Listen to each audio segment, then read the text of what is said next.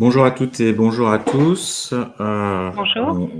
Bonjour Stéphanie. Bonjour Greg. Bonjour à tous ceux qui sont en train d'arriver. Vous êtes très nombreux puisque on commence à peine et vous êtes déjà 60.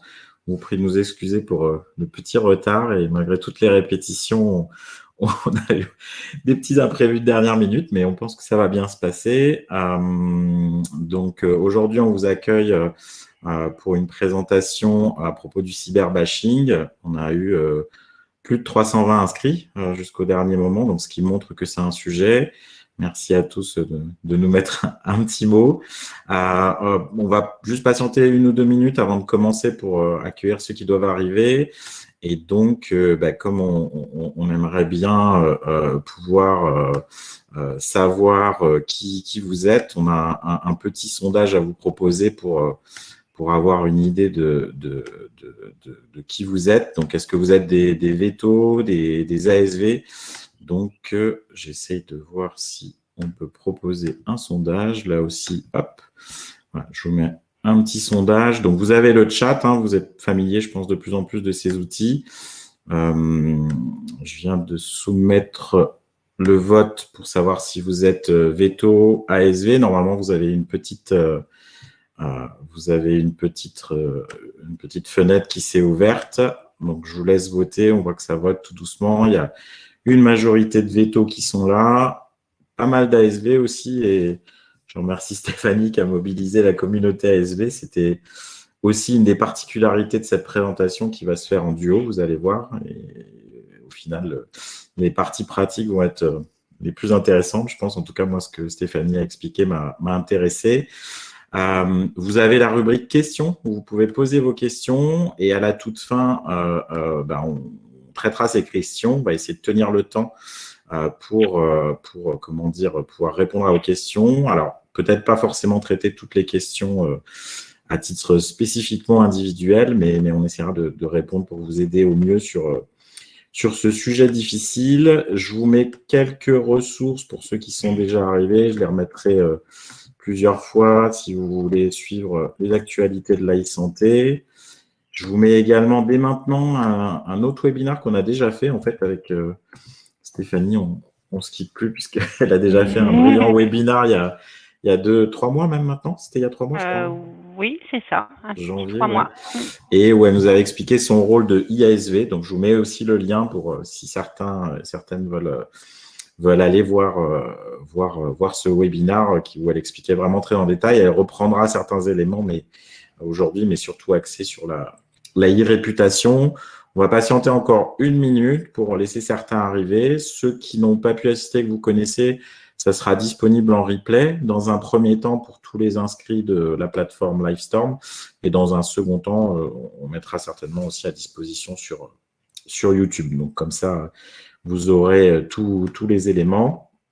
Je vous mets un dernier petit lien, j'en mettrai d'autres sur la possibilité de s'abonner à la newsletter pour être prévenu des prochains webinaires, avec la volonté d'en faire régulièrement.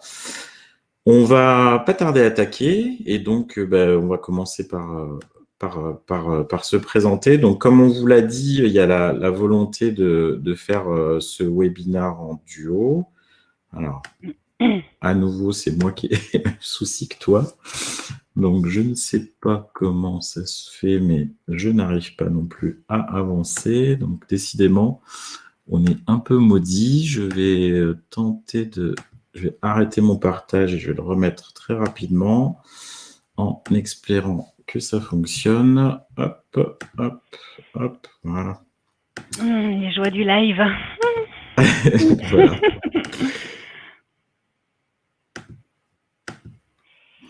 Bon, ça ne veut définitivement pas. Donc, ce qu'on va faire, c'est très bizarre quand même. Je vais refaire comme ça une dernière fois. Et puis sinon, après, je pense que Stéphanie, c'est toi qui vas suivre puisque le tien avait l'air de marcher. Le mien ne veut pas. Mais bon, on va faire sur le tien. Alors, ça te va? parti, donc, on va improviser pour ne pas vous retarder. Donc, je te laisse avancer, puis je te alors, je me remets du coup. Ouais, il faut que tu te remettes au tout voilà. début. Je ne comprends pas du tout pourquoi le mien ne marche pas. Je te laisse du coup te présenter auprès de tout le monde. Alors, bonjour à tous. Merci déjà d'être aussi nombreux. Et donc voilà, je me présente. Je m'appelle Stéphanie Évrard. Je suis ASV depuis 2001. J'ai été diplômée en 2009 par la validation des acquis. J'ai exercé dans différentes structures, donc du petit cabinet à la grosse structure. Et aujourd'hui, j'occupe un poste d'ASV Community Manager dans une structure référée qui compose une équipe de 14 vétérinaires et 26 ASV. Donc, j'ai eu un poste évolutif. J'ai commencé par gérer un petit peu les réseaux 2 heures par semaine en 2018. Puis, mon poste a évolué sur du 20 heures semaine. Et aujourd'hui, je suis à temps plein, donc 38 heures par semaine, et je ne fais que ça. Je suis en train de suivre une formation certifiante via IFOCOP. Donc, une formation certifiante de Community Manager avec, je l'espère, à l'issue, obtenir un titre RNCP de niveau 6, donc équivalente à une licence de Community Manager. Voilà, pour me parfaire un petit peu dans mes fonctions, jusque-là, plutôt que j'ai acquises en autodidacte. J'ai d'autres activités puisque je fais du spectacle vivant. Je suis clown hospitalier et j'interviens dans différents services de pédiatrie pour agrémenter un petit peu le quotidien des enfants malades. Et je suis également sapeur-pompier volontaire. Voilà. Comme vous pouvez le voir, Stéphanie est très multicarte. Alors, je tente une dernière fois de partager pour arriver à retrouver notre configuration normale parce que c'est un peu dommage d'avoir autant répété pour ne pas arriver à faire ce qu'on voulait. Je retente une dernière fois et si ça ne marche pas, si ça remarche. Donc, hop. Alors, sauf que ça marche, mais en sens inverse, décidément, on aura tout eu. On va y arriver. Voilà. Donc, je suis Grégory Saint-Amer. Certains m'ont peut-être déjà croisé lors de différentes conférences, donc vétérinaire de formation, et puis surtout aujourd'hui présent en tant que fondateur de Veto Network, que vous connaissez probablement. Également membre cofondateur et secrétaire de VetIntech, qui est une association qui promeut la e-santé animale. Et puis là, aujourd'hui, l'objet, c'était de faire un duo avec Stéphanie, puisque on discute souvent. Elle a été confrontée à un cyberbashing qu'elle a géré de main de maître en pratique. Donc, je me suis dit que c'était intéressant de partager ça. Et du coup, elle a voulu d'ailleurs avoir un peu vos avis sur le cyberbashing. Et si tu peux nous commenter ce sondage que tu as fait. Effectivement, quand on a décidé de monter ce projet, j'ai voulu un petit peu sonder votre ressenti par rapport au bashing et j'ai réalisé un sondage Google Form que j'ai partagé dans des groupes professionnels de vétérinaires et d'ASV. Donc, j'ai obtenu 172 réponses, donc j'étais très satisfaite, avec deux principales statistiques que j'ai pu en ressortir, c'est-à-dire qu'un peu plus de 35% d'entre vous avaient déjà été victimes d'un cyberbashing, donc un peu plus d'un tiers, et surtout 80% ne savent pas comment réagir face à un cyberbashing. Donc, je me disais bien qu'il y avait un réel besoin de communiquer par rapport à ça, qui est un sujet un petit peu tabou. Et dans les formations proposées par les laboratoires, pour les ASV notamment, on n'en parle pas du tout. Moi, j'ai quand même aussi ressorti une phrase, j'avais laissé un commentaire libre pour qui le voudra, et je note cette phrase, pas de réseaux sociaux pour la clinique, car justement, peur du bashing, ça va tellement vite. Et c'est souvent quelque chose que j'entends, et c'est quelque chose qui me fait sourire, parce qu'on est clairement dans la politique de l'autruche, c'est-à-dire je mets la tête dans le sable pour pas voir le danger. Or, ne pas être sur les réseaux sociaux et ne pas faire face à un bashing, je trouve que c'est un petit peu dommage parce que vous y soyez ou que vous n'y soyez pas, le bashing a lieu. Donc, autant faire face et autant mettre en place des actions pour contre-bâcher. Voilà, actions dont on parlera tout à l'heure. Effectivement. Donc, vous allez voir, la présentation se fait sur un mode d'alternance. Alors, moi, je viendrai exposer des éléments théoriques et puis ça sera en alternance avec Stéphanie qui viendra vous parler plus de la mise en pratique telle qu'elle la réalise concrètement au sein de la clinique Helvetia. Je profite qu'une grande partie des participants soient arrivés et de voir dans le chat Stéphanie Ferreira de MSD Santé Animale pour justement remercier MSD Santé Animale qui a encouragé et favorisé et soutenu ce webinaire sur le cyberbashing en duo en étant tout de suite enthousiaste à l'idée d'avoir une présentation avec un duo ASV Veto qui en fait représente bien ce qui existe dans la vie réelle des cliniques où on travaille beaucoup en binôme, mais c'est vrai aussi pour la e-santé et pour la communication numérique. Bon, pour la réputation numérique, je dirais qu'il y a un point important à connaître et vous allez voir que ça va jouer beaucoup sur la présentation d'aujourd'hui. Vous êtes probablement ici parce qu'il y a eu le mot cyberbashing qui en général nous parle à certains. On a vu que pas mal de cliniques pouvaient être confrontées. Et ce que je voulais dire, donc vous venez surtout pour des éléments négatifs que vous avez pu vivre et donc je voulais marteler et répéter que la e-réputation, en tout cas en théorie, elle se façonne par la mise en place d'éléments positifs et ça devrait être le travail principal et vous allez voir que Stéphanie vous en parlera, elle le fait très bien. Et puis la surveillance, effectivement, des cas où des fois il y a des éléments négatifs, voire très négatifs. C'est quelque chose qui est une vraie préoccupation des établissements vétérinaires puisque le dernier baromètre digital de Imago Research en octobre 2020 interrogeait les vétérinaires pour savoir ce qu'ils en pensaient.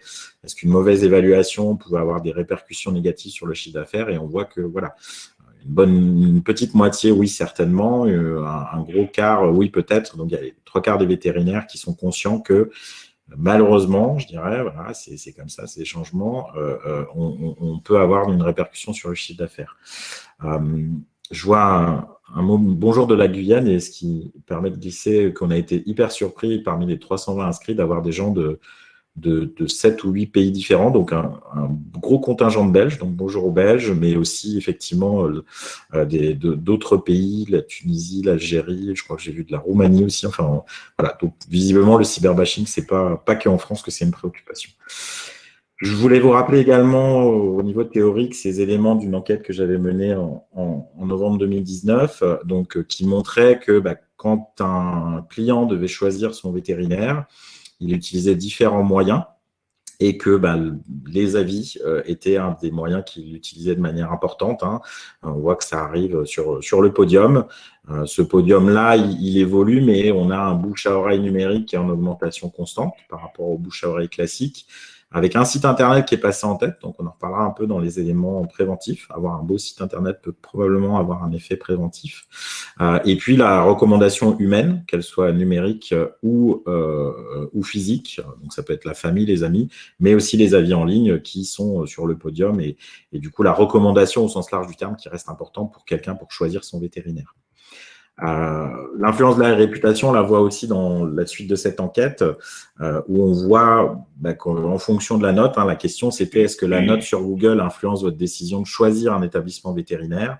Eh bien, on voit que on avait de 1, non pas du tout, à 10, oui, tout à fait. On voit qu'en particulier chez les plus jeunes générations, jusqu'à 34, voire 44 ans, il y a une proportion non négligeable qui répond 8, 9 ou 10, donc proche de oui, tout à fait, pour dire que les notes comptent. C'est probablement important pour ce que j'appellerais le primo-recrutement, c'est-à-dire des jeunes foyers qui ont entre 20 et 30 ans et qui vont se dire tiens, on prendrait bien un animal. Et du coup, à ce moment-là, il faut bien choisir un vétérinaire et typiquement, eux vont probablement regarder la présence numérique et les notes. Donc, au final, on a un capital à gérer, à monitorer au quotidien. C'est également quelque chose qui a une influence sur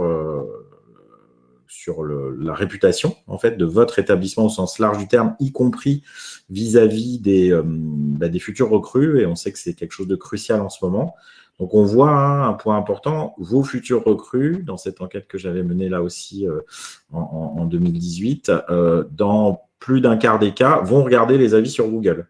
Donc c'est-à-dire qu'ils tiennent compte de la réputation de l'établissement pour orienter leur choix d'aller y travailler ou pas. Et si on va plus loin, voilà, la présence numérique de l'établissement, sa réputation peut avoir une influence sur le recrutement. On voit ici, la question, c'est est-ce que la présence numérique de l'établissement peut avoir une influence sur mon envie d'y travailler? Vous voyez cette courbe qui est décalée vers le oui beaucoup.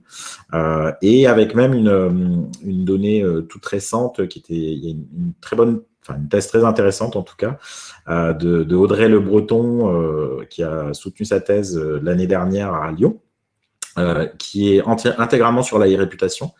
Et donc dans cette thèse, elle interrogeait non seulement les clients, mais aussi les vétérinaires et aussi les étudiants vétérinaires.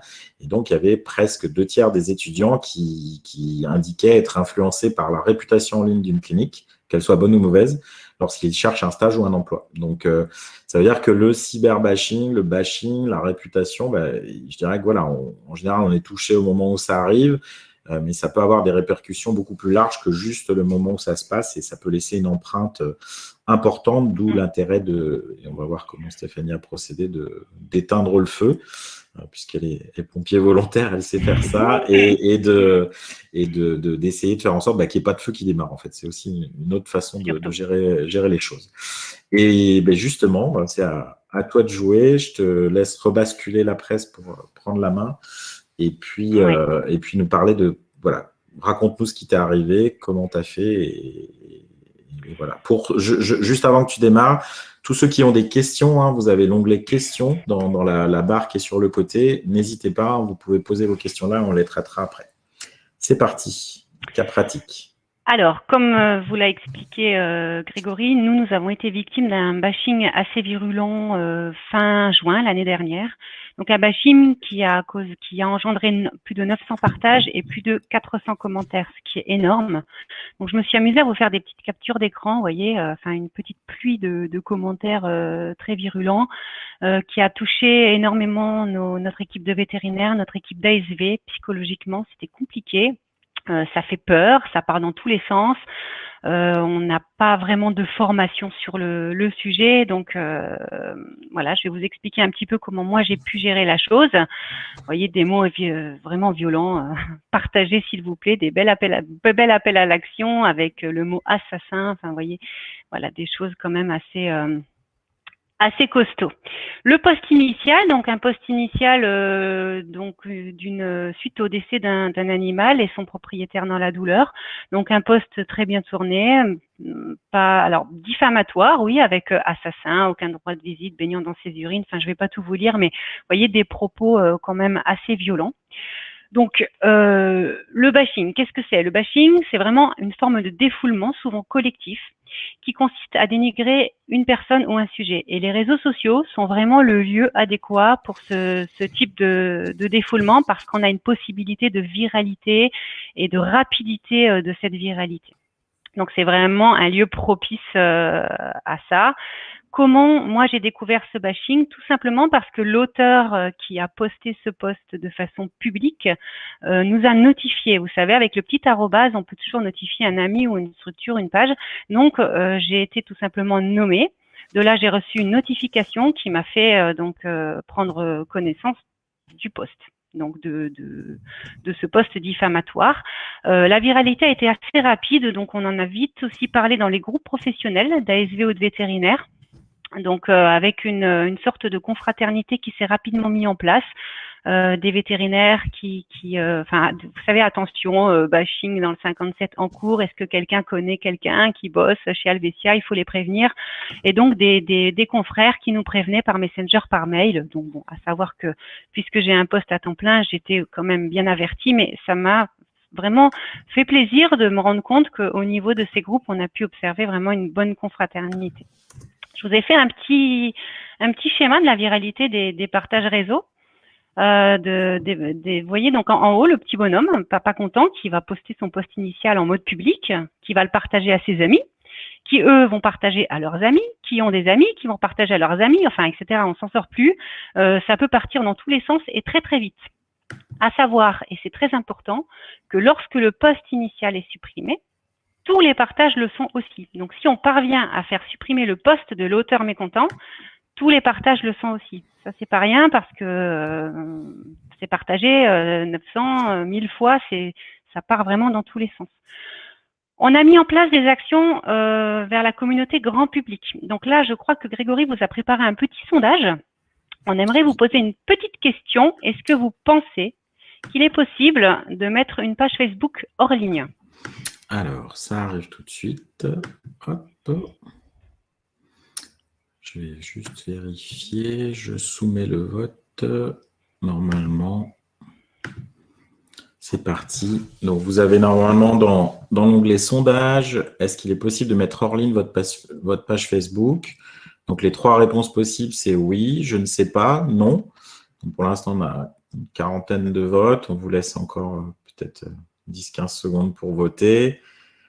Donc, je sais pas, tu vois les résultats en direct? Je vois pas les résultats. Je vais te les commenter, comme ça tu pourras Tu pourras voir. Donc là, on a une cinquantaine de votes. On va s'arrêter là. Donc, on a 57% de oui, et puis 30% de je ne sais pas et 15% de non. D'accord, pour simplifier. très bien. Alors, effectivement, déjà, on peut mettre la page hors ligne. Si vraiment vous n'avez pas le temps ou si vraiment ça part dans tous les sens, vous ne pouvez pas gérer, dans l'immédiat, vous avez la possibilité de mettre votre page hors ligne. Au niveau de votre protection, si vous êtes victime d'un bashing, vraiment la première chose à faire, c'est d'aller configurer votre page Facebook. Vous vous rendez dans les paramètres de votre page et vous avez la possibilité d'y faire plein de choses, notamment restreindre ou bloquer la publication des visiteurs. Donc, si vous bloquez, vous empêchez toute personne de publier directement sur votre page. Si vous optez pour restreindre, à ce moment-là, vous devez approuver la publication. Vous modérez la publication. Donc ça, c'est une manière de protéger votre page. Vous avez la possibilité de bloquer les identifications, le petit arrobase dont on parlait tout à l'heure. Donc, ça peut être aussi intéressant de bloquer ceci pour éviter qu'on vous nomine à tout va, ce qui crée un lien dans le post, ce qui entraîne ça amène la possibilité à de personnes de venir sur votre page, de bâcher, enfin bref. Donc, vous avez la possibilité de bloquer ces identifications. Vous pouvez masquer ou supprimer les commentaires gênants. Donc, si vous les masquez, ça les masque sur votre page, mais ça ne les masquera pas dans le mur de la personne qui a écrit le commentaire, ni dans le mur de ses amis. Mais par contre, ça le masquera sur votre page. Vous pouvez bannir les bashers, donc carrément empêcher toute interaction, les blacklister, donc les empêcher d'interagir, les empêcher de liker, les empêcher de commenter, les empêcher de venir tout simplement sur votre page pour interagir de quelque façon qu'il soit. Et bien sûr, vous avez la possibilité de mettre votre page hors ligne. Vous pouvez également vous mettre en surveillance. Donc, la première chose à faire est de signaler le post. Alors, le signaler, Facebook a une charte très précise. Pour pouvoir retirer un post, il faut que le post soit à connotation terroriste, sexuelle, violent, diffamatoire. Alors, ce qui est diffamatoire pour vous peut ne pas l'être pour Facebook. Alors, je l'ai noté, faites-le quand même parce que faites-le faire par votre personnel, par votre entourage, parce que les réseaux sociaux sont en constante évolution, Ce qui est vrai aujourd'hui peut ne pas l'être demain. Donc, signalez. De toute façon, je pense qu'il faut le signaler. Vous pouvez activer la notification des posts. Alors, ça aussi, c'est quelque chose qui va être très, très chronophage et psychologiquement difficile. Mais en activant la notification du post initial, vous serez informé en temps réel de tout ce qui se passe sur ce post, de tous les commentaires à l'instant T. Si votre page Facebook est reliée à votre téléphone, ça risque de vous vider la batterie parce que le téléphone va biper sans arrêt. C'est chronophage et difficile, mais je vous conseille de le faire. Ça vous permet d'avoir vraiment un visu en temps réel. Ensuite, vous avez la possibilité, et je vous invite à surveiller le profil, le mur de l'auteur principal. Alors, ça vous permettra de cerner un petit peu son état d'esprit, s'il est en colère, si ça perdure dans le temps. Nous, dans notre cas, la personne partageait le post tous les jours, pendant une semaine. Elle repartageait.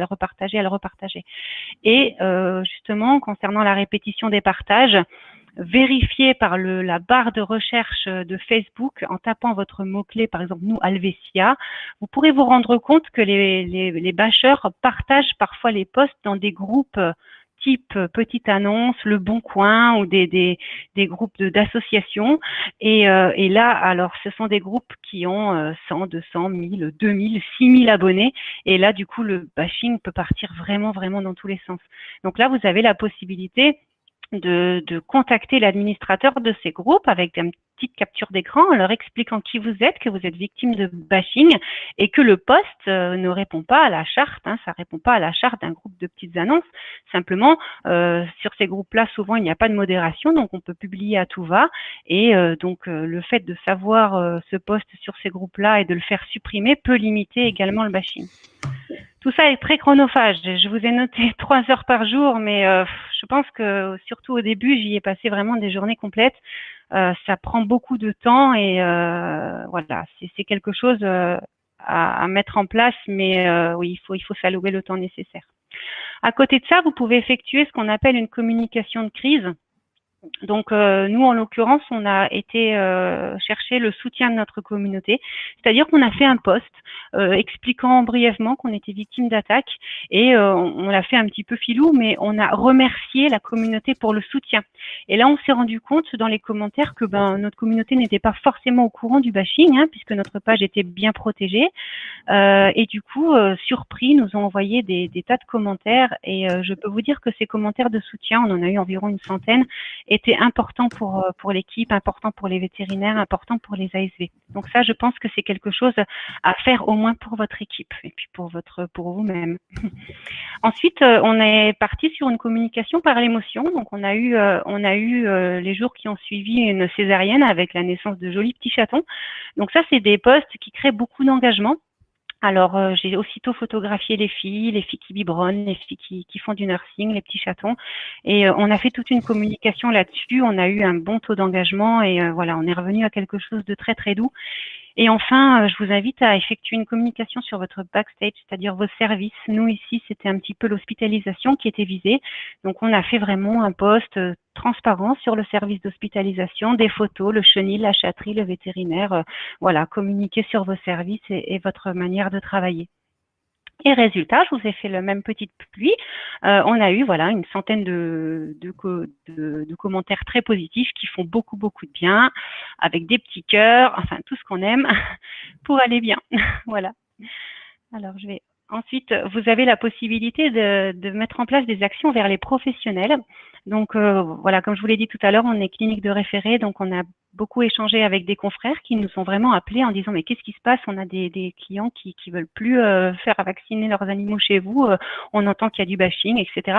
Donc on explique, on échange, on explique à nos confrères ce qui se passe, hein, ce dont on doit faire face.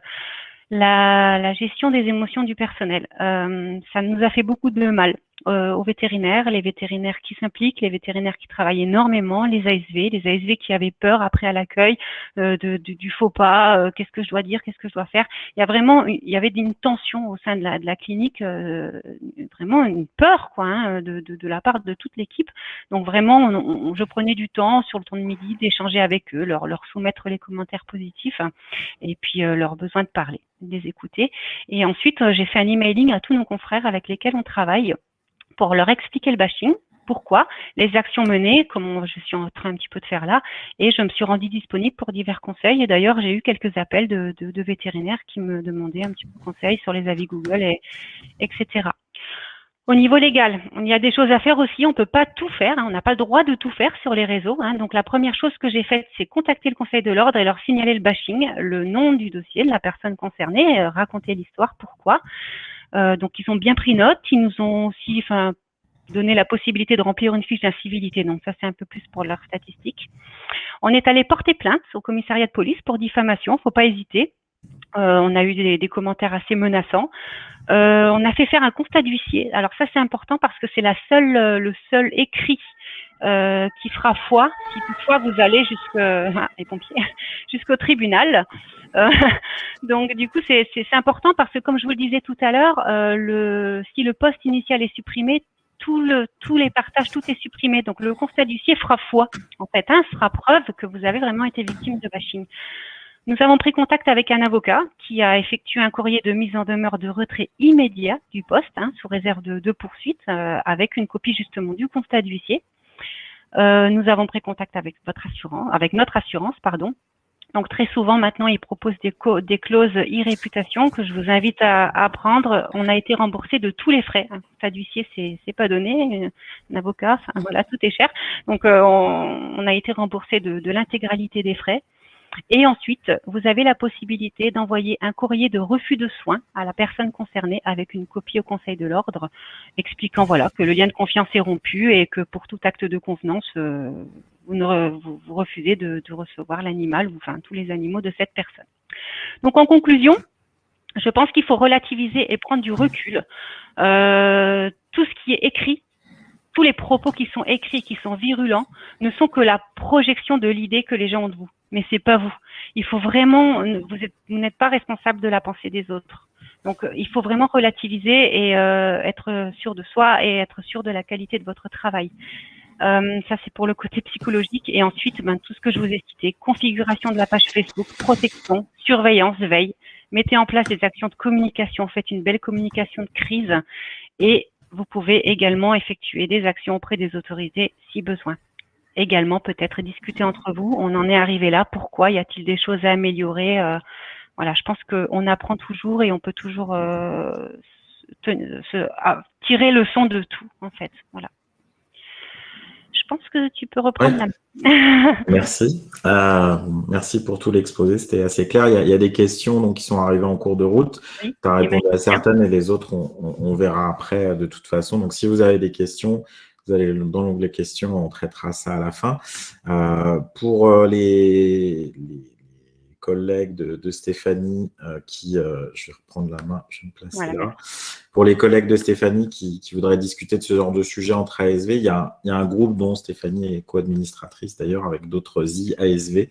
Vous pouvez rejoindre ce groupe-là, je vous l'ai mis dans le chat, répondez bien aux questions et on vous intégrera à l'intérieur du groupe et ça arrive de temps en temps de parler de cas de bashing ou de réputation à gérer.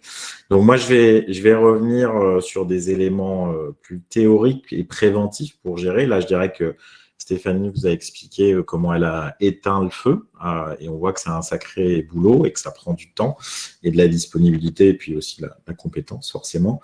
Donc, on va revoir quelques éléments qui peuvent limiter. Alors, le cyberbashing, quelqu'un a mis plusieurs fois, c'est une épée de Damoclès sur différents supports. Oui, c'est vrai que ça peut nous tomber dessus à tout moment. On peut quand même malgré tout essayer de faire des choses pour limiter le fait que ça tombe dessus.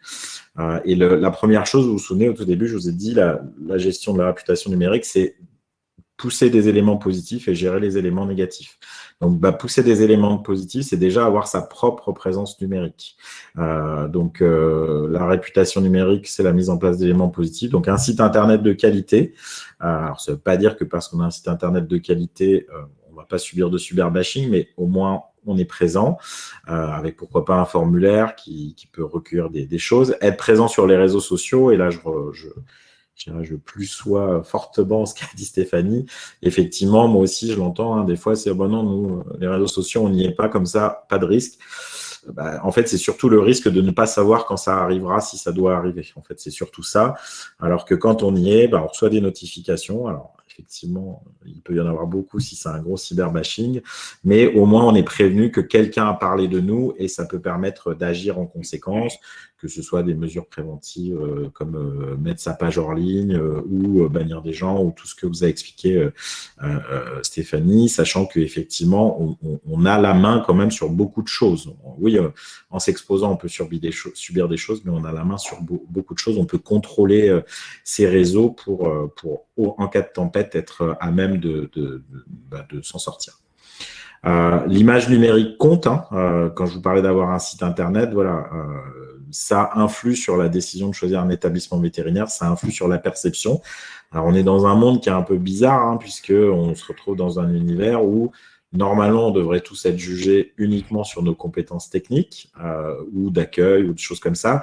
Et au final, ça finit qu'on peut être jugé pour la qualité de son site internet ou ce genre de choses. Donc, c'est vrai que ça nous perturbe parce que on n'avait pas signé pour ça quand on a tous voulu faire nos métiers d'ASV ou de vétérinaire, mais il se trouve que c'est comme ça. Donc, il faut trouver le moyen de s'adapter parce que de toute façon, on est dans un monde d'évaluation permanente.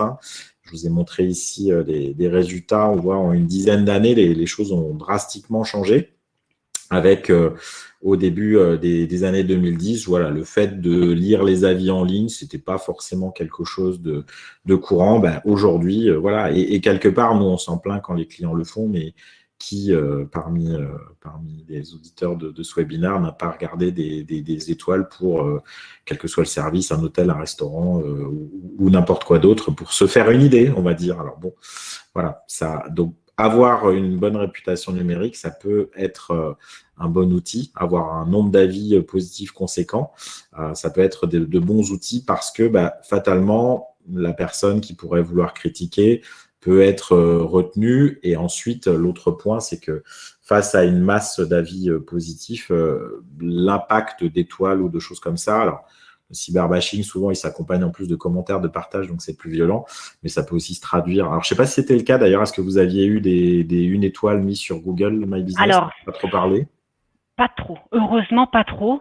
On en a eu, oui, on en a eu, mais pas autant que ce que je craignais. D'accord, ok. Et donc, comment faire au niveau préventif? C'est d'abord, au contraire, de ne pas casser le thermomètre, mais trouver tous les thermomètres que vous avez en ligne. Donc, essayer de repérer les endroits. Bon, les endroits, ils sont connus. C'est Google My Business, c'est les pages jaunes, c'est Facebook, plus quelques autres sites. Mais en général, vous allez avoir la majorité de gens qui vont vouloir mettre un avis, qui vont le mettre sur ce genre de support. Une fois que vous avez repéré où vous êtes, où on parle de vous, on en revient à toute la technique qu'a expliqué Stéphanie, c'est-à-dire elle a été prévenue rapidement parce qu'elle a été notifiée. En fait, elle a reçu des notifications qui lui disaient « Attention, il se passe quelque chose ». Et donc, en revendiquant chacun de ces lieux, vous allez pouvoir recevoir des notifications dès qu'il y a quelque chose qui se passe.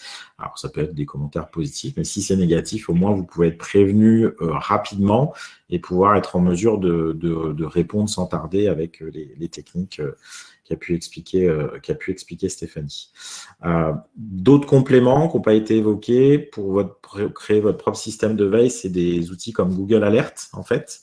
Donc, Google Alert, c'est un système de recherche, mais j'ai l'habitude de dire que c'est Google dans le futur. C'est-à-dire quand vous allez sur Google et vous tapez le nom de votre clinique pour savoir ce qui ressort, vous avez une vision sur toutes les archives de tout ce qui est archivé par Google depuis le début d'Internet. Quand vous mettez le nom de votre clinique dans Google Alert, ça dit juste à Google, si un jour il y a ces mots-là qui sortent, qui sont archivés dans Google, je veux être prévenu. Donc, ça veut dire qu'on peut avoir… je vois que quelqu'un a découvert des emojis, puisqu'on va avoir des petits pouces qui viennent d'arriver. Donc, vous pouvez mettre le nom de la clinique, le nom des vétérinaires, par exemple, et vous pouvez demander à être notifié. Alors, clairement, Google Alert, ça ne vous sort pas souvent quelque chose, mais parfois, un article dans la presse, un article sur un forum. Malheureusement, c'est un outil de recherche qui ne va pas aller chercher profondément, c'est-à-dire les espaces fermés. Et typiquement, Google, du fait qu'il y a une identification est un espace fermé, Facebook, pardon, du fait qu'il y a une identification avec un espace fermé, ne va pas être concerné par Google Alert, mais ça peut être un bon complément. Et après, il y a la solidarité, qui est un très bon outil. Je dirais que malheureusement, je n'ai pas eu à chercher très loin pour prendre des exemples. Il y en a eu beaucoup les semaines précédentes sur différents groupes. Donc, vous avez essentiellement des groupes Facebook, et c'est ce que disait Stéphanie, c'est le fait que voilà, quelqu'un va dire bashing en cours parce que c'est passé dans son fil d'actualité en tant que personne, on va pouvoir le poster sur ces groupes où parfois on est plusieurs milliers de vétérinaires et d'ASV, et il y a toujours, je dirais, un pote de promo, une collègue de travail ou ex-collègue de travail qui voit passer le truc, qui fait mince, c'est cette clinique-là que je connais bien, et un petit coup de fil, un message en privé ou quelque chose comme ça. Et ce qui fait que, voilà, être présent sur ces groupes-là, c'est aussi une forme de collectivisation de l'alerte, on va dire, une forme de solidarité professionnelle qui est assez intéressante. Donc, je vous conseille même si vous ne suivez pas ces groupes assidûment, y être présent. Et ça a été un des moyens qui a fait que tu as été prévenu en plus de tous les autres moyens que tu avais, quoi. Gérer les réponses pour prévenir. Le fait de gérer systématiquement tous ces avis, ça participe à construire votre réputation. Ça a été démontré dans d'autres industries. Donc là aussi, le fait de répondre systématiquement, alors purement intuitif de ma part, je n'ai pas d'études mais je pense que ça peut même avoir un effet préventif dans le sens où si quelqu'un veut vous allumer, mais qui voit que vous êtes présent tout le temps, que vous répondez à tout le temps, ça veut dire que dans sa tête, il sait que ça va être dû, en fait. Alors que des fois, les cyberbashing, c'est un peu, je n'ai pas l'impression derrière mon écran qu'il y a des conséquences. Il peut y avoir un côté un peu irréel de la chose et de se sentir protégé et anonyme, alors que si la personne voit qu'on est tout le temps là, le but, c'est de pas laisser une sorte d'impunité s'établir. Quand il y a un avis négatif, faire attention à ce que j'appelle escalade et propagation. Donc, escalade, c'est dans un même espace le fait qu'il puisse y avoir d'autres personnes qui viennent, en fait, ou quand on répond de manière aussi violente que le cyberbashing, que ça monte en température, on va dire. Et puis, propagation, c'est ne pas répondre, c'est aussi prendre le risque que la personne s'énerve et aille propager la chose sur d'autres supports. Par exemple, commence sur Google My Business, puis aille sur Facebook, puis sur les pages jaunes, et ainsi de suite, et ainsi de suite. Donc, l'idée, c'est d'essayer de commencer à discuter, et c'est une des questions, d'ailleurs, on va la traiter après, mais on va se garder ça pour la fin. Est-ce que vous avez essayé de prendre contact direct? On va garder le suspense pour la session de questions. Et donc, voilà, gérer ça. Et puis, le point clé, je dirais que c'est se protéger avec de la majorité silencieuse. La majeure partie, large et majeure partie des clients des vétérinaires sont contents, voire très contents. Simplement, voilà, ils ne le disent pas forcément. Donc, il faut travailler à ça, faire en sorte que les contents s'expriment pour se faire une sorte de matelas de protection. Hein. Si je reviens sur Google, qui est évoqué par certains dans les questions, quand on a 4,6 de moyenne avec 120 notes, oui, quand on prend une note avec un sale commentaire ou plusieurs, on peut être fâché, blessé, mais ça ne nous touche pas tellement en termes mathématiques, en fait. Il existe maintenant plusieurs types d'outils. Anciennement, je citais uniquement Vocaré, mais vous avez d'autres outils qui commencent à arriver. Je pense à Club Vet Shop qui récemment a expliqué que les gens qui faisaient des achats sur la boutique en ligne pouvaient être amenés à mettre des notes. Vet Pocket aussi, qui est une application qui, là aussi, cherche à essayer de monitorer et pousser les avis positifs pour que vous ayez des meilleures notes sur Google. Donc, il y a différents outils qui s'emparent de ça et le but, c'est voilà, de vous assurer protection et crédibilité avec le plus d'avis positifs possible. Parce qu'encore une fois, je le répète, on est touché par les cyberbashing psychologiquement, mais dans les faits, les gens aiment bien leur veto et donc il n'y a pas de raison, on doit pouvoir être protégé. Je te repasse la main pour plus ouvrir un peu et que tu nous expliques comment tu gères globalement la réputation numérique de la clinique Helvetia et vas-y, explique-nous un peu les missions que tu as. Alors du coup, j'effectue un gros travail sur Google. Je suis co-administratrice de la fiche Google My Business. Donc, je réponds à tous les avis. Comme disait Grégory, c'est important, tant répondre aux avis positifs que négatifs. Grégory, tu m'as dit la dernière fois quelque chose qui m'a un petit peu marqué et c'est pour ça que je me permets de le dire ici. C'est un petit peu comme si un client en salle d'attente allait vous dire « Oh, merci, vous êtes top, vous avez soigné mon toutou, je suis super content. » Vous allez lui dire merci. C'est un petit peu la même chose. Si quelqu'un vient sur votre fiche pour vous gratifier, pour écrire sa joie, dites-lui merci. Remerciez-le, c'est important.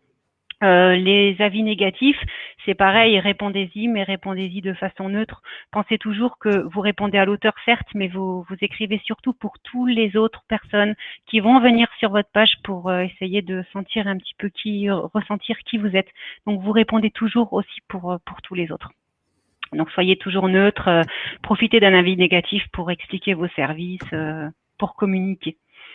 Vous pouvez, enfin moi je poste régulièrement des petits posts. Vous avez la possibilité de faire des petits posts aussi un peu type réseaux sociaux sur Google.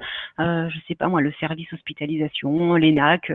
Vous pouvez communiquer et ça c'est très bon pour votre référencement entre parenthèses. Donc vous avez la possibilité de le faire et je mets à jour régulièrement la fiche, donc les horaires, les jours fériés, enfin quand on était en période de confinement, les restrictions sanitaires, enfin toute petite information utile pour la structure, pour l'organisation.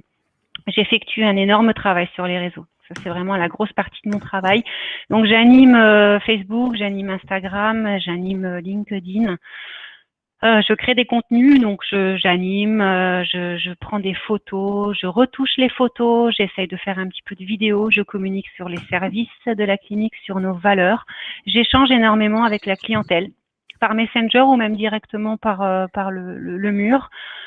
Facebook, je suis très proche et très réactive. Alors c'est vrai, c'est facile pour moi parce que voilà, je suis à temps plein, Facebook est allumé toute la journée, donc je suis vraiment en temps réel informée de tout.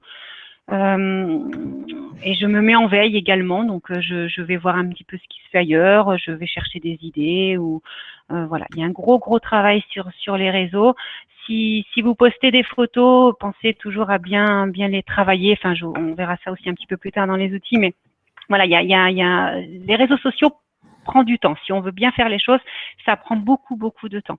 Les réseaux sociaux sont vraiment un lieu d'échange et très humain. C'est un lieu où vous rentrez un petit peu dans l'intimité de vos patients.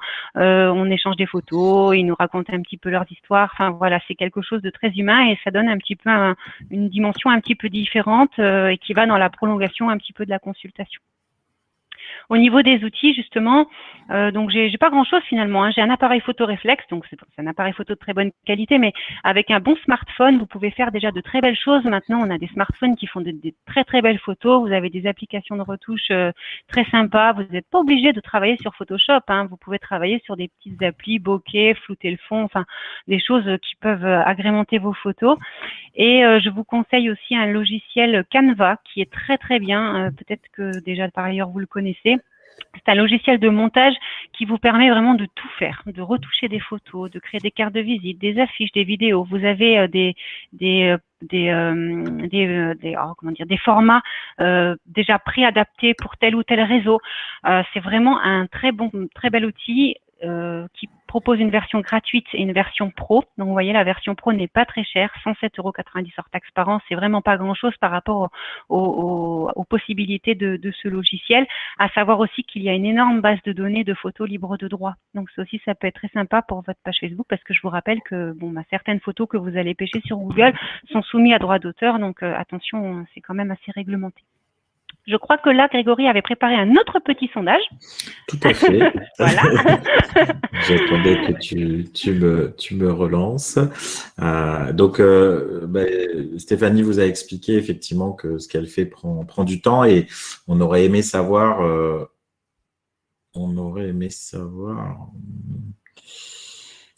Bizarre, une part de limite. Ok. Bon. On peut passer, on va faire comme ça. On aurait aimé savoir s'il y avait du temps alloué en fait dans votre établissement vétérinaire pour gérer la e-réputation. Et donc, non, pas de temps prévu pour cette mission. Oui, on fait au mieux entre les activités habituelles. Oui, du temps est prévu et un membre de l'équipe ne se consacre qu'à ça, en fait. Alors, comment ça marche chez vous, si vous pouvez nous répondre. Donc, et je te transmettrai, voilà, on a 33 votes, 35 votes, 36 votes, ça commence à monter. Donc, on fait au mieux entre les activités habituelles qui est en tête à 55-60%. Non, pas de temps prévu, 36%. Et oui, du temps est prévu et un membre de l'équipe ne se consacre qu'à ça, on a 8%. Donc, effectivement, des comme toi, c'est pour l'instant c'est plutôt une exception, on va dire. Donc, très bien. Eh bien, écoutez, je vais vous parler du coup de mes forces. Justement, c'est la prise de conscience et la volonté de mes employeurs d'accorder du temps à ce poste. C'est vraiment, c'est pour ça que je suis là d'ailleurs. Hein, c'est pour ça que j'occupe un poste de community manager. Je gère vraiment l'ensemble de tout le côté communication en fait de la clinique.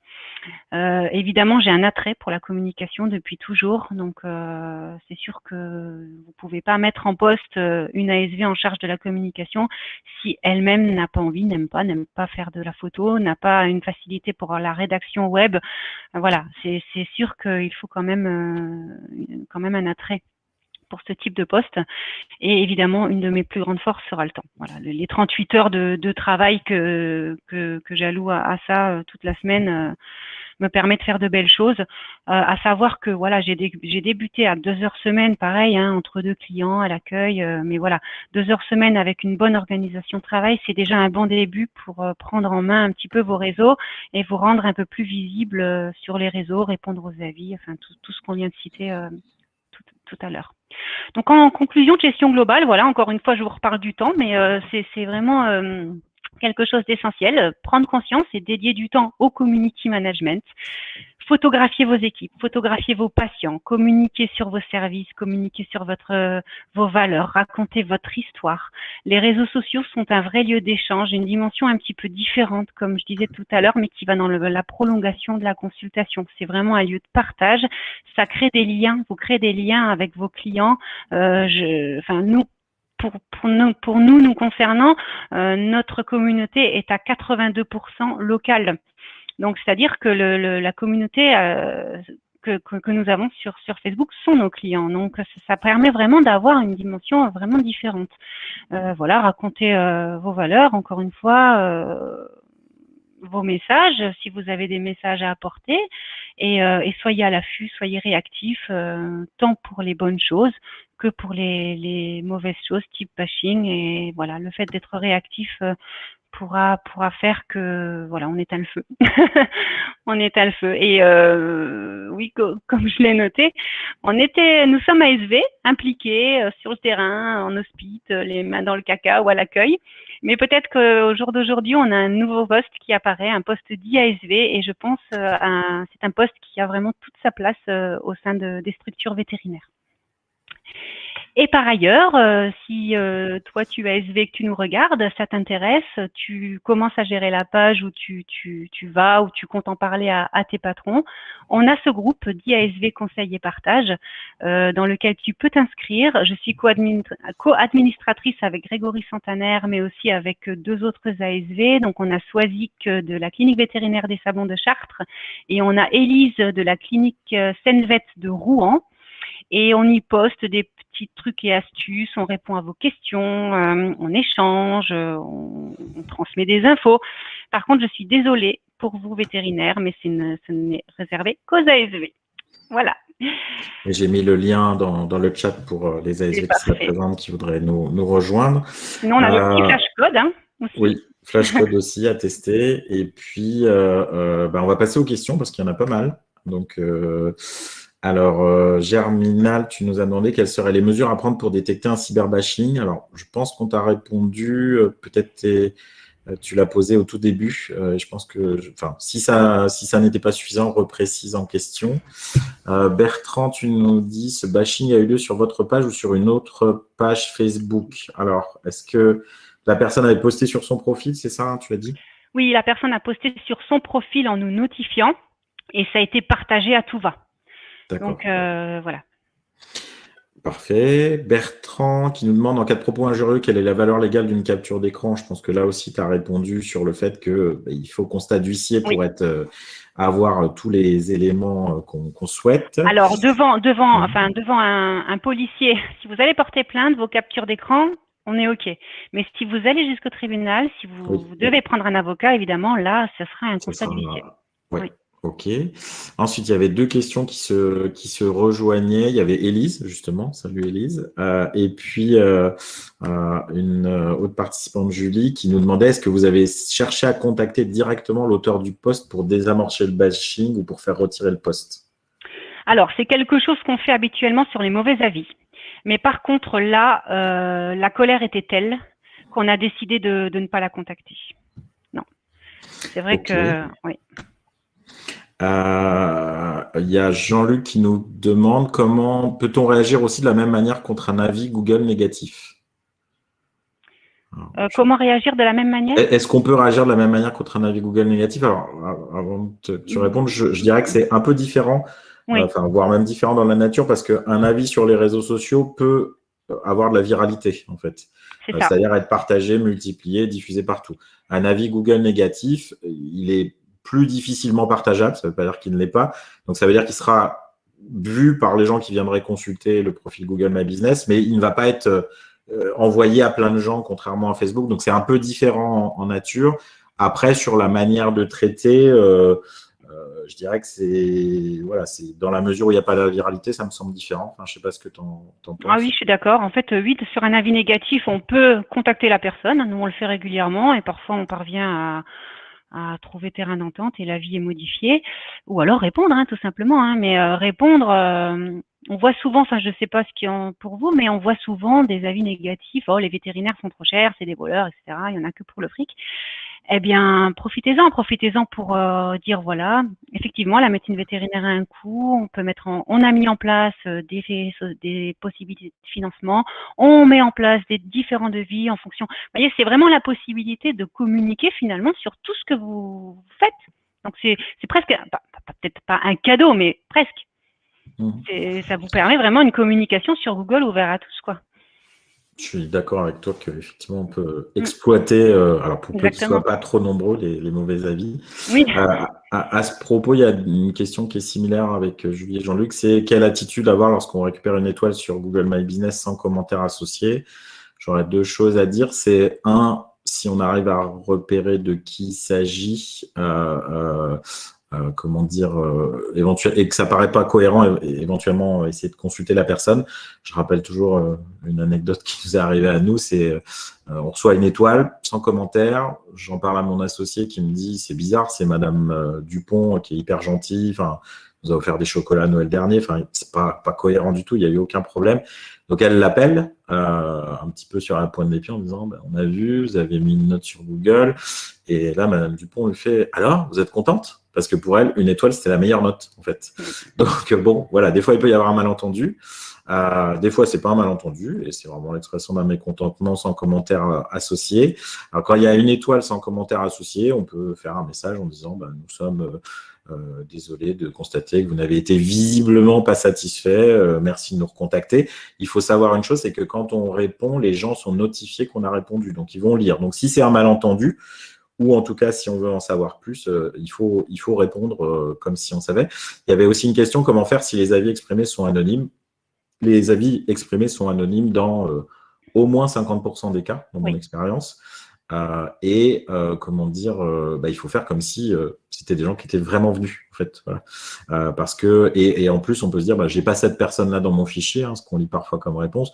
Sauf que si vous avez Madame Durand qui vient vous voir avec le chien ou le chat et qu'elle rentre chez elle et qu'elle s'engueule avec Monsieur Dupont, qui est son concubin, qui lui dit le veto c'est trop cher, machin, tout ça, et que c'est lui qui mène sa note, vous serez pas au courant, quoi. Voilà. Donc attention à ça. Je sais pas si tu as des éléments à ajouter sur ça. Sur les une étoile sans commentaire associé, oui, ça nous est déjà arrivé, ce que tu racontes, Grégory, une erreur. Sinon, moi, je reste disponible, je leur réponds, je les invite à me contacter par mail ou par téléphone pour qu'on puisse échanger dans un souci continuel d'amélioration.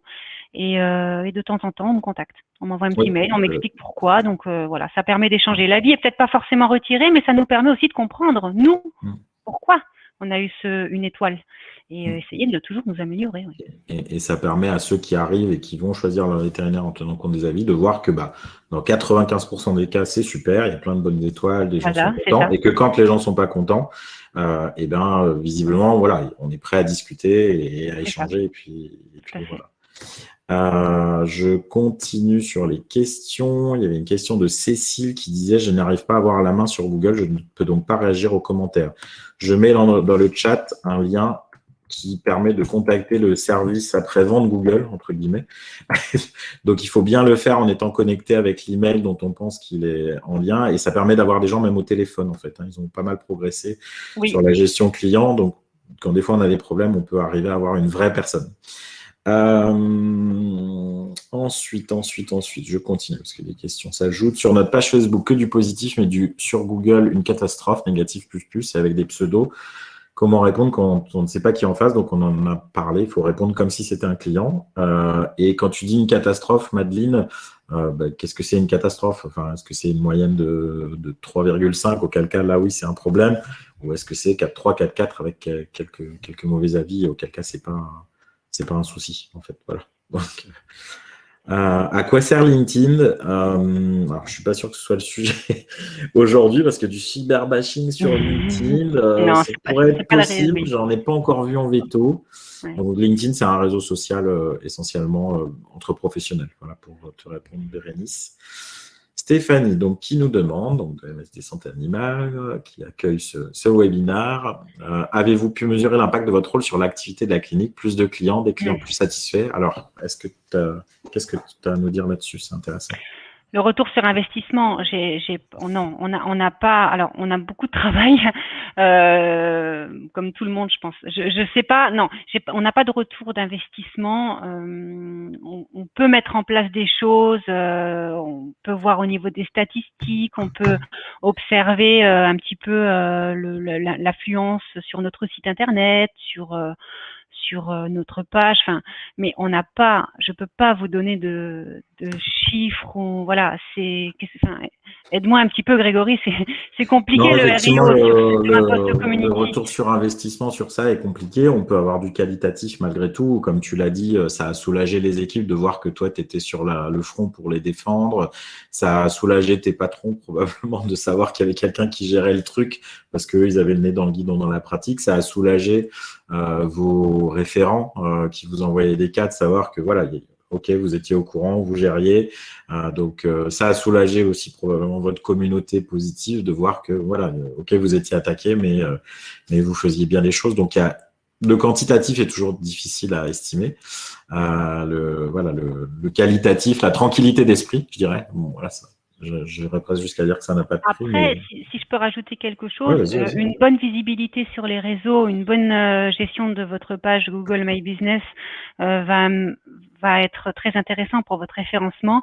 Et après, on a quand même pas mal de clients qui nous disent je vous ai trouvé sur Internet.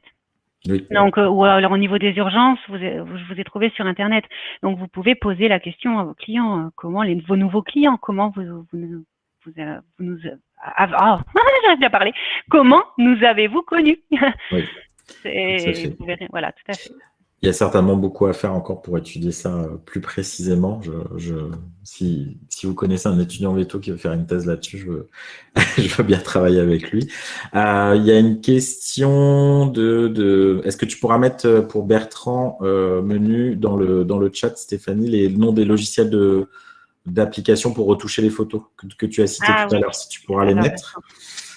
Oui. Et pendant ce temps, je pose la question de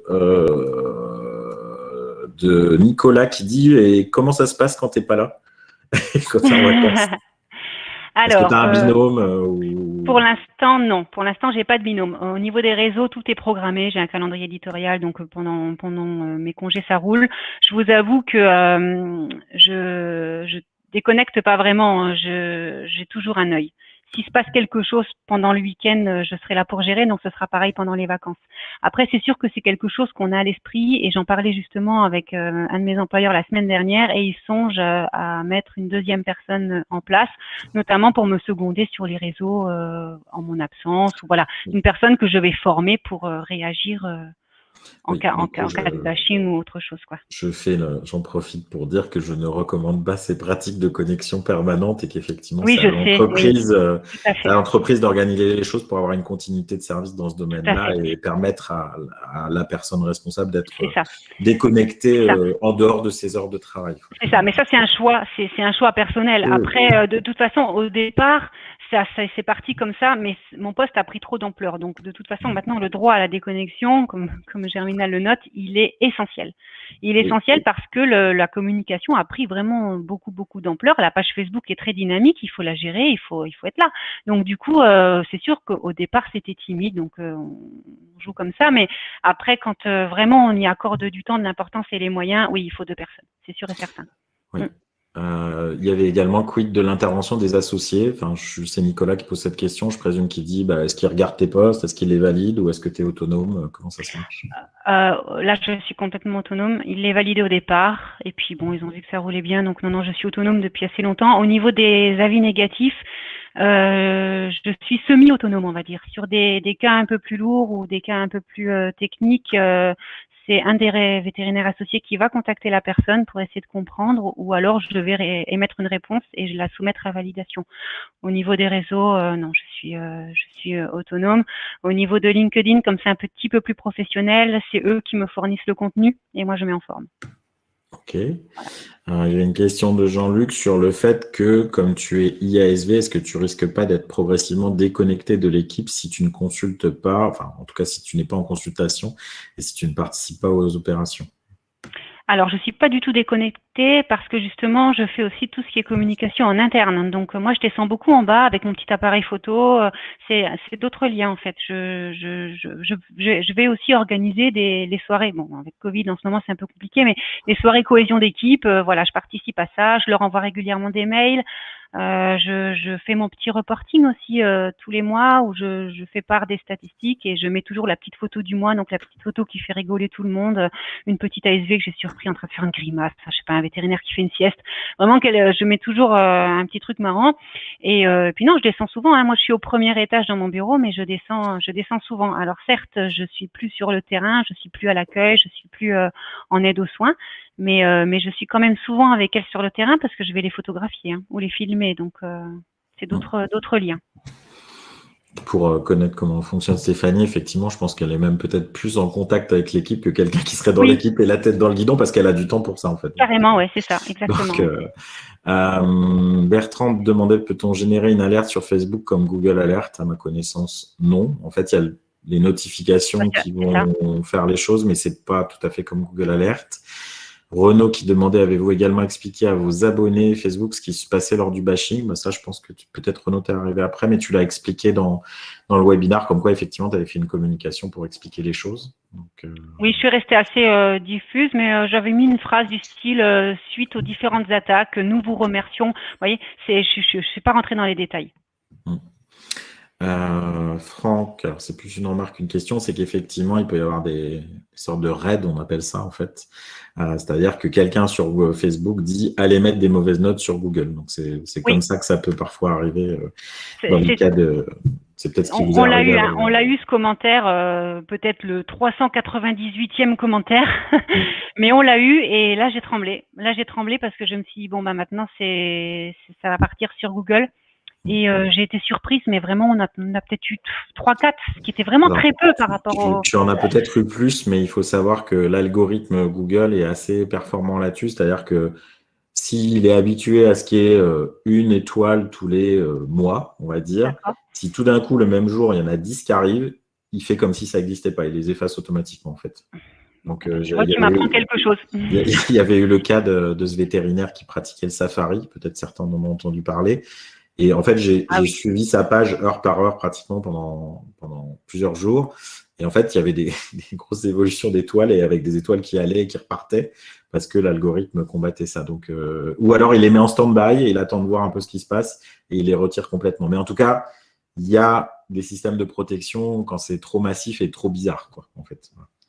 Alors, question de Noémie sur les avis Google peuvent-ils être retirés? Ça dépend. S'ils ne respectent pas les règles de Google, oui. J'ai mis tout à l'heure dans le chat un lien pour obtenir le SAV, donc vous pouvez aussi les contacter quand il y a des choses qui ne vont pas de ce côté-là. Pareil pour Annabelle, quand tu parles de mots-clés interdits dans les réponses Google, je ne suis pas au courant de ça, mais pareil, voir avec le SAV. Et Marianne qui dit, et si c'est un veto qui gère les réseaux sociaux, y a-t-il des groupes comme celui de Stéphanie ouverts au veto? Alors là, pour le coup, on traite en général plutôt ça dans le groupe Facebook numérique et santé animale pour Marianne. Je te le mets dans le chat tout de suite si tu veux nous rejoindre. On est à peu près 1200 et alors après, on traite de la santé animale au sens large du terme. On a traité toutes les questions, il est 13h53, vous êtes encore plus d'une soixantaine présents, donc je pense que malgré tout, il y en a pas mal qui vont devoir aller retourner au boulot. Alors, je voudrais parler de deux petites choses avant, c'est remercier encore AMSD Santé Animale qui nous a soutenus pour ce webinaire. Je vous mets un lien vers le club ASV et des formations qui vont arriver et le webinaire d'aujourd'hui sera en replay sur cette rubrique formation. Donc, si vous êtes ASV et que vous voulez suivre des formations en ligne, vous pouvez aller sur cette rubrique. Je vous mets également un autre lien. Si vous êtes là, c'est que vous aimez probablement le numérique, la santé animale et la e-santé. Donc, je vous mets aussi un lien vers Numanima, qui est un événement qui aura lieu le 7 juillet à Nantes, où on parlera de e-santé animale au sens très large du terme. Alors, plutôt les data que la communication, mais souvent c'est lié. Et puis, je vous mets également d'autres ressources. Vous pouvez vous abonner à la newsletter si vous voulez avoir des nouvelles des prochains webinaires. Je remercie plus Stéphanie qui a bossé comme une folle et comme une acharnée pour faire quelque chose de super, pour présenter son expérience. Et c'est top d'avoir des ASV comme ça et elle ouvre la voie pour d'autres collègues. J'appelle les vétérinaires de toutes les structures à donner, je dirais, du temps à des Stéphanie, s'ils en ont. Il y en a souvent partout, pour qu'elles puissent se développer. Et ça peut vraiment aider grandement les établissements vétérinaires, puisqu'on voit à travers tout ça que ça devient important, ça devient stratégique et il faut avoir des ressources en interne. C'est compliqué à externaliser quand on veut être réactif, hein. Même si vous donniez ce service à faire à une entité extérieure, quand il y a un gros coup de cyberbashing comme ça, c'est de l'intérieur que ça sera le mieux traité Oui. et le mieux traité. Et puis, je ne sais pas si tu as toi aussi quelques mots à dire pour finir. C'est exactement ça, hein. enfin, si vous avez la chance d'avoir une ASV qui peut exercer ce rôle, elle aura double casquette. Elle aura toujours son métier de cœur, donc le métier d'ASV, et elle aura en plus ce côté communication. Donc pour vous, c'est vraiment jackpot, hein, c'est gagnant-gagnant. Hein. N'hésitez pas et réfléchissez à ça. Et de toute façon, c'est quelque chose qui se développe. On a une clientèle qui est de plus en plus jeune, de plus en plus connectée. Donc la présence sur les réseaux sera, à mon sens, inévitable. Complètement. On va tous retourner dans notre vie de soignant, enfin en tout cas pour la plupart d'entre nous. Merci pour votre présence en nombre, et puis donc vous allez avoir accès au webinar dans les 24 heures qui viennent en replay. Et puis je vous dis, on communiquera sur différents réseaux pour parler. Donc si vous voulez le montrer à vos collègues, n'hésitez pas, vous aurez la possibilité sur YouTube en particulier. Merci à toutes, merci à tous. Encore un grand merci Stéphanie, et à très bientôt. À toi. Merci. Au revoir tout le monde.